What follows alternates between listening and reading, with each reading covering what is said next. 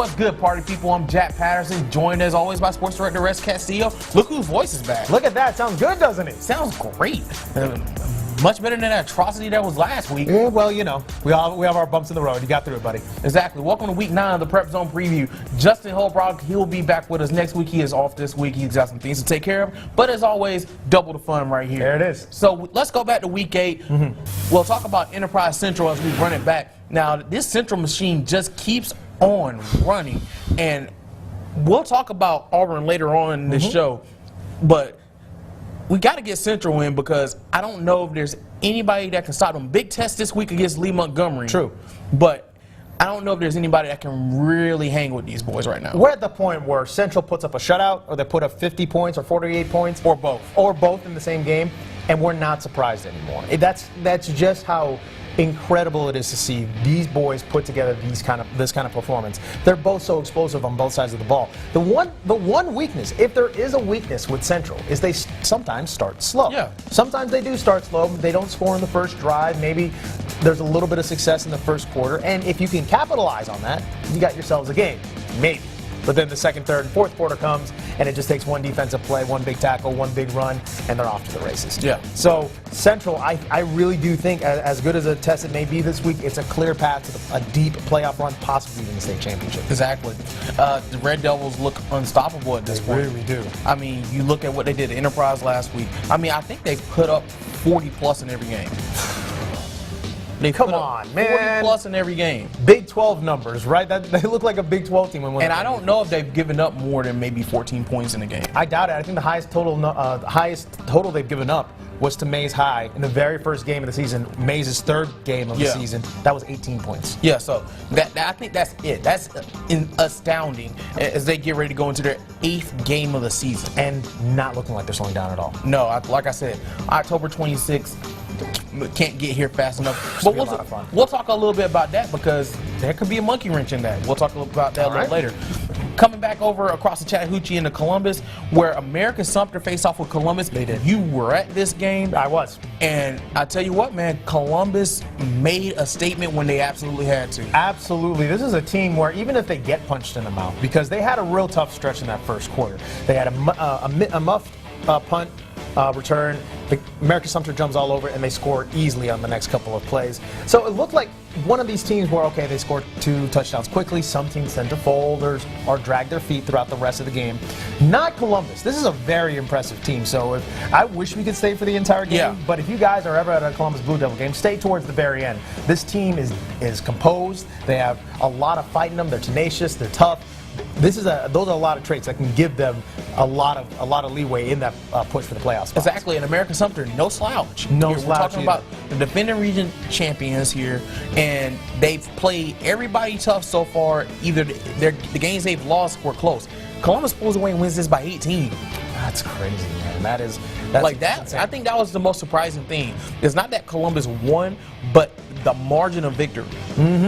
Like, that tells me a lot about that Blue Devil squad. And I think one of those things that you can't, if you have an opportunity to be on top of this team, if you have a lead, fight to the very end to keep it. Because this team will not stop. You have to put them away. You have to put them away, and you have to put them away quickly. Exactly. Or else they'll find a counterpunch and they'll climb back. And that was one of the things that Coach Marino was talking about, is that there's a lot of guys who are healthy again, and they have a lot of experience. So now they're just using that experience. They're using a lot of those tough losses that they've experienced in the past, and just now they're trying to capitalize on it, and it's working.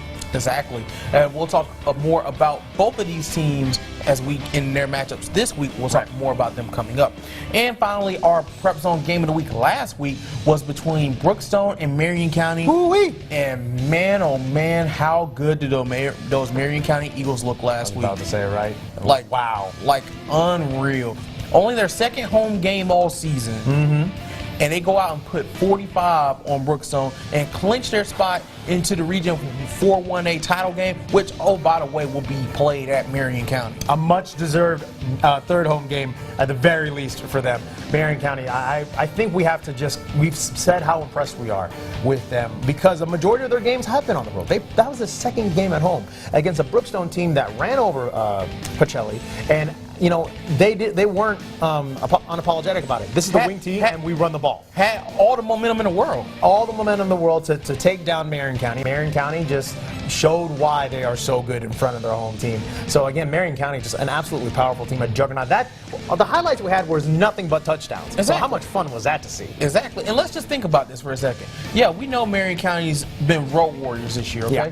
The 2 home games they've had were against Manchester, the defending region champions, and at the time was a top 10 team in the state. Right. And Brookstone, who at the time was on, I think, a 4-game winning streak. Insane home games. These weren't these weren't cupcakes. There have been no cupcakes for this team. Those 2 games decided that sub-region. So congratulations to Marion County. Fly high, Eagles. What a great season so far. And it's not over yet by any stretch of the imagination. So speaking of those Eagles, as we go into Eye on the Future, we're going to look at the 2 teams that might be their opponents in that region 4-1A title game on November 2nd. We're going to Slide County as the Wildcats host the Macon County Bulldogs, where if Slide County wins, they will advance to get their rematch with Marion County. Now, we talked about that game a few weeks ago. It was the first game of the season. Marion County won that game pretty easily. Right. Same song, second verse as last year, okay? Where Marion County blew out Slide County in game 1. Slide County got the rematch in the crossover week. Now this year it'd be for the region championship, and Slide County won the game. So Slide County, in the very first part of their game this past week, 3 different rushers found the end zone. This team is deep, dangerous, and explosive. Now, again, possible trap game, because if you look too far to the future, because if we do get Slide Marion County, get your popcorn ready, we are going to be there. I think Slide County, we have not given them enough love at this point because Marion is doing what Marion does.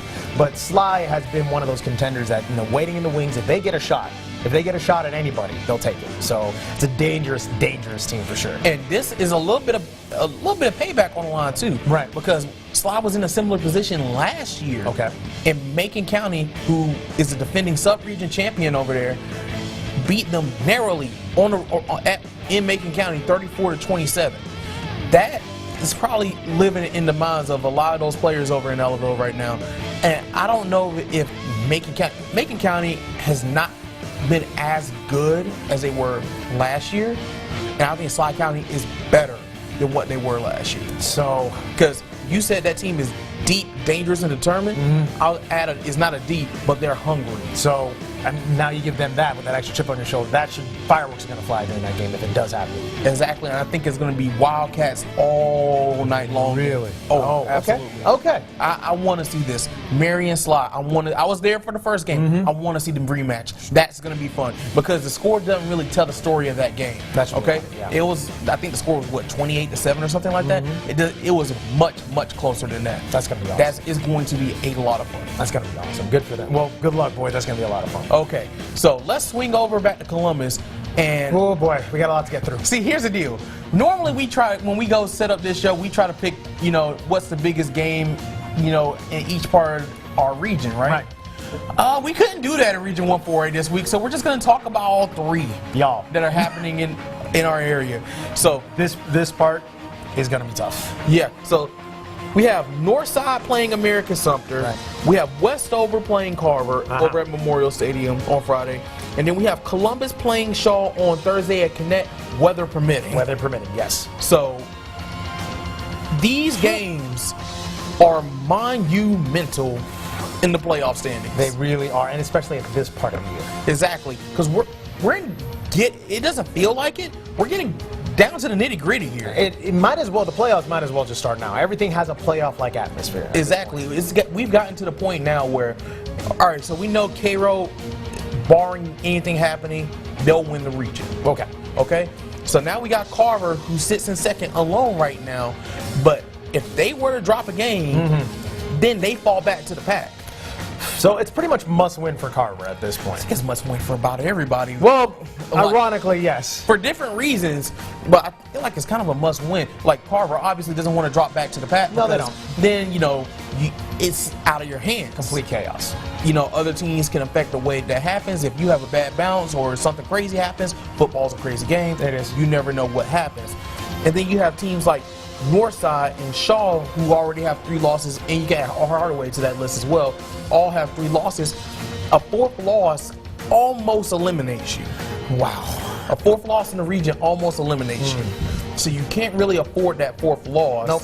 When you've got a bunch of teams that are sitting like America Sumter and Columbus and Westover all sitting at 2-2 in the region. And at that point, you're just kind of waiting for chips to fall. Exactly. So trying to control your own destiny at this point it may be an overused statement at this point of the year, but it's so very true. Exactly. So I think, honestly, Carver has proven to be that team that is powerful enough to control its own destiny throughout the rest of the year. I honestly do, because Cairo is a legit team. Yes. We were talking about it in the office. That is a team, honestly, with state champion written all over it because of how good they are and how consistent they are.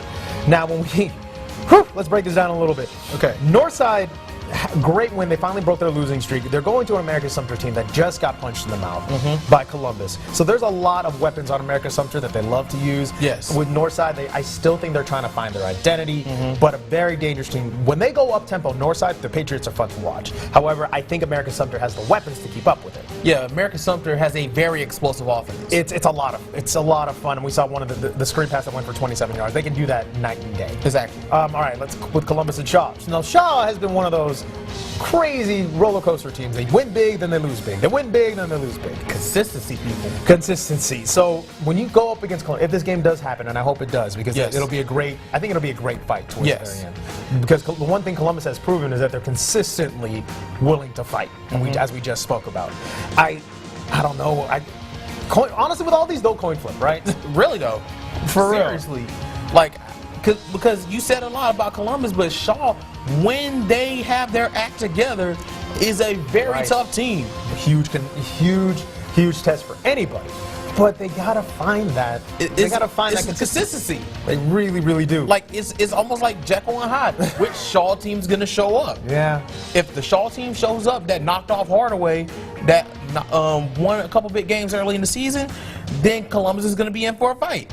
If the Shaw team shows up that went down to Westover and got blanked, then they're gonna have some problems. Yeah, absolutely. So we'll see what goes down here, but this week, well, of course, we'll try and get all these highlights in for you as we can, but this Friday night is going to be really special for this region. Oh, man, it will tell a lot, but then again, it'll probably just add more chaos. Of course, and it's our job to dig through it all. Exactly. So much fun, right? Absolutely. And now over to our PrepZone game of the week. We crossed the river over into Alabama. It is a big-time Region 2 7A matchup between the Smith Station Panthers and the Auburn Tigers. Now, we talked about earlier how Central is almost full steam ahead to that matchup on October 26th. Absolutely. Auburn's kind of the same way, but Smith Station, you cannot sleep on. And I think they've been, as we've said throughout this entire season, they are the surprise of the Valley, and it's been great to see this. So at this point, they actually, I think it was like a 7-7 tie in Central in their first quarter when they hosted Central. There was a lot of hype going into that one. Of course, Central did what Central did. But now with Auburn, it's kind of that they've been that team that's just. They've gotten their recognition, as they should have, but because Central is doing Central things. Exactly. All the spotlight goes that way. Exactly. Auburn, though, is I've heard it's one of the very special places to play a high school football game, to witness one. I finally get to go to one of these bad boys, so I'm really excited. But Smith Station, I give them a puncher's chance. Why not? So the Panthers, good luck to you, but Auburn is also that explosive and that dangerous as well. Yeah, Auburn has weapons galore. We know that. Okay, absolutely. And they've only gotten better as the season's gone on. Crazy. But like I said, man, we can't sleep on Smith Station here because Smith Station is in their own playoff fight. Because I talked to you about this off camera, but everybody's got October 26th marked on their calendar for Central Auburn potentially for the Region 2 7A championship. Right. But same night, right down the road in Smith Station, we could have ourselves the beginning of what could end up being a three-way tie for the final 2 playoff spots between Prattville, Smith Station, and Lee Montgomery. Oh, by the way, Prattville and Smith Station just so happened to play that night over at Panther Stadium. This is just us the entire time in the office thinking about all the different playoff scenarios. It's like, wow. And we've already started to go through some of the tiebreakers, and it's a good thing they make aspirin. Tiebreakers will make things really complicated. However, back to the game, though, Smith Station is one of the surprise of the Valley. With a puncher's chance, who knows what can happen? I think you give them a little bit more than a puncher's chance, man. Really? I really do. So We'll see how it all unfolds on Friday. We'll have the highlights for you definitely on the Prep Zone. Absolutely. That is our Pepsi PrepZone tailgate game of the week between Smith Station and Auburn. This guy gets to go out into the field on Friday night. Yes. You finally get the big one. Oh my gosh. I'm excited. I'm excited. Justin does a great job with him, yes, but because he has some business to take care of, this guy gets to go out there and have fun. He will be out there starting at 5-4 Central on News 3 First Edition, giving you all the sights and sounds as they get ready to get it going from the duck. And then, of course, before we go, we got to hit our teams hitting the road. Let's do it. And playoff implications galore in our teams hitting the road. We talked about Hardaway. They're in that quagmire that is Region 1 4A. Right. They're one of those teams with 3 region losses already. They can't really afford a 4th. They'll travel down to Doherty and Albany. Harris County and Veterans will take place over in Houston County. And Harris County and Veterans has decided a playoff spot the last couple of years. There's only 5 teams in that region for Go Dancing. So, and both teams have already gotten to an 0-1 start in that region. So Harris County, this is kind of that game that's going to decide who's going dancing. So I think Harris County, they have a lot of weapons. They do. They just haven't been able to put it together. I know it was a tough start to the season with losing their athletic director. Hopefully they can find a way, because there have been flashes of brilliance from them. Yes, you got to remember Harris County is the team that played Carver the closest so far. They absolutely have. They really, really have. So we'll see if Calvin Harris and the boys can put it together. Exactly. Over across the river in Alabama, Opelika hits the road to Calera. And Rex, you won't believe me when I tell you this, but Opelika can find their way into a 3-way tie for the #1 seed in the region if they win out. A 3-way tie for the top spot in the region. You heard me right. I love football. So Opelika had that huge gauntlet at the very beginning of the season, and they actually mentioned, like, we're playing this because we know that we won't have to face this competition later on in the region. Here we go. It's paying off now. They came up 2 points short, a missed field goal short of knocking off Wetumpka. Wetumpka lost to Stanhope Elmore last week.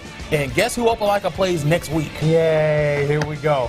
So, Opelika's probably going to beat Calera, and oh my God, how much fun is that game going to be next week? So great. Now, Opelika fans, your faith is going to pay off this season. Yeah, this is what that gauntlet prepared for. Absolutely. Right next week, that's what that prepared for. They needed that game to happen. They've got it to happen. Now they've got to go take care of their business. Gotcha.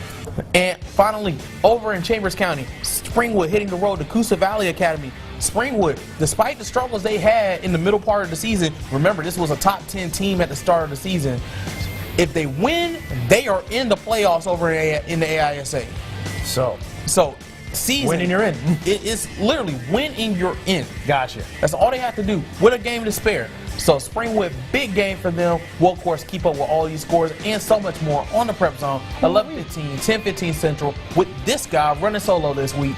And, of course, follow us on social media. We are all on WRBL Sports, Rex Castillo TV, at Jay Patterson TV. We'll keep you updated on everything going on in the Valley as we get closer and closer, man. Are you kidding? Do you realize that the playoffs start 4 weeks from this week? My goodness, this season has flown by. I'm having a lot of fun, but we got a lot more fun to have on Friday. Exactly. There's so much more to go. So thanks for watching this week. For Rex, I'm Jack. Same time next week. And as always, enjoy the games, and we'll see you next week on the Prep Zone.